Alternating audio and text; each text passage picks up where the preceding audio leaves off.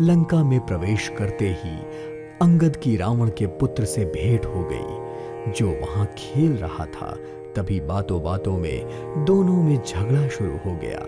चूंकि दोनों ही युवा और बलवान थे, इसलिए रावण के पुत्र ने जैसे ही अंगद को मारने के लिए अपनी लात उठाई, तो अंगद ने वहीं उसका पैर पकड़कर घुमाते हुए उसे जमीन में पटक दिया।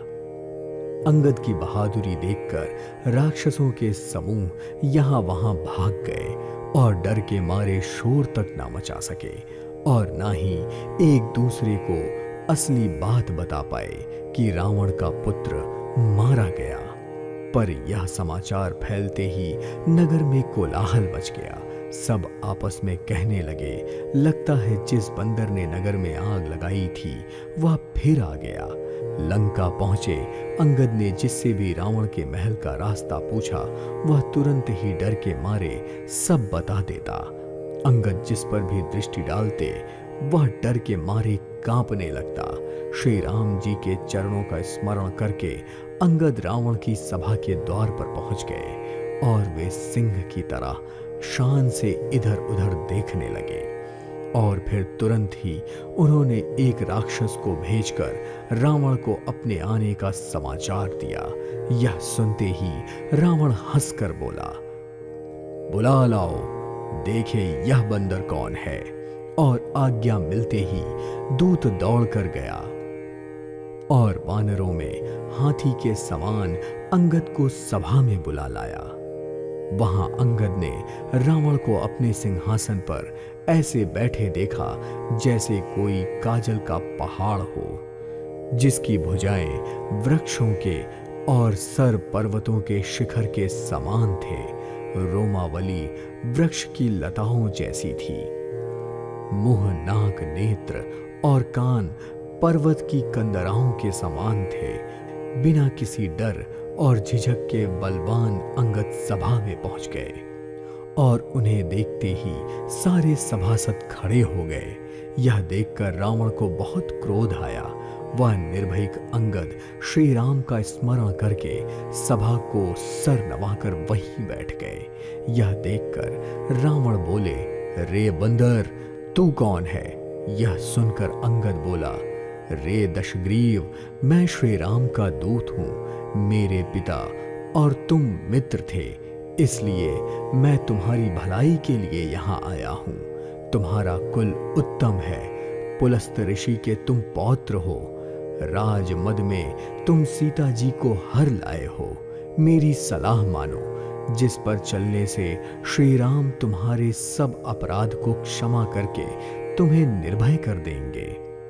यह सुनकर क्रोधित हुआ रावण बोला, अरे बंदर के बच्चे, संभल कर बोल मूर्ख। लगता है तूने मुझे जाना नहीं है। अपने बाप का और अपना नाम तो बता। किस नाते से तू अपने बाप से मेरी मित्रता मनाता है? तो अंगद बोला, मेरा नाम अंगद है, मैं बाली का पुत्र हूं। क्या कभी तुम्हारी उनसे भेंट हुई थी? अंगद के वचन सुनते ही रावण कुछ सकुचा गया और बोला, हाँ, मुझे याद आ गया है। बाली नाम का एक बंदर था। अरे तू बाली का पुत्र है? अरे कुलनाशक, तू तो अपने कुल रूपी वंश के लिए अग्नि रूप में पैदा हुआ है। गर्भ में ही नष्ट क्यों नहीं हो गया? व्यर्थ ही पैदा हुआ और तपस्वियों का दूत कहलाया। अब बाली की कुशलता तो बता, वह आजकल कहां है? यह सुनकर अंगद ने हंसकर कहा, कुछ दिन रुक जा, फिर स्वयं ही बाली के पास जाकर अपने मित्र को हृदय से लगाकर स्वयं उसी से उसकी कुशलता पूछ लेना। सच कहा तूने, मैं कुल नाशक हूं, क्योंकि शिव, ब्रह्मा आदि सभी देवता जिनके चरणों की सेवा करना चाहते हैं, मैं उनका दूत हूं। पर यह तो बताओ कि तुम कैसे कुल के रक्षक हो? यह तो तुम स्वयं ही कह रहे हो। अंधे बहरे भी ऐसी बात नहीं कह सकते। अंगद की कठोर वाणी सुनकर रावण गुस्से में आकर बोला, तेरे यह कठोर वचन मैं इसलिए सुन रहा हूं क्योंकि मैं धर्म को जानता हूं। वानर, अब तक तू परलोक पहुंच गया होता। यह सुनते ही अंगद बोला, तेरी धर्मशीलता तो यह है कि तूने पराई स्त्री की चोरी की है। ऐसे धर्म का पालन करने वाले हो, तुम डूबकर मर क्यों नहीं जाते?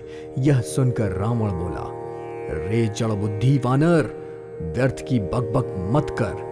मेरी भुजाएं तो देख, ये सब लोकपालकों को अपना ग्रास बनाने के लिए राहु के समान है। बता, तेरी सेना में ऐसा कौन सा योद्धा है जो मुझसे भिड़ सकता है?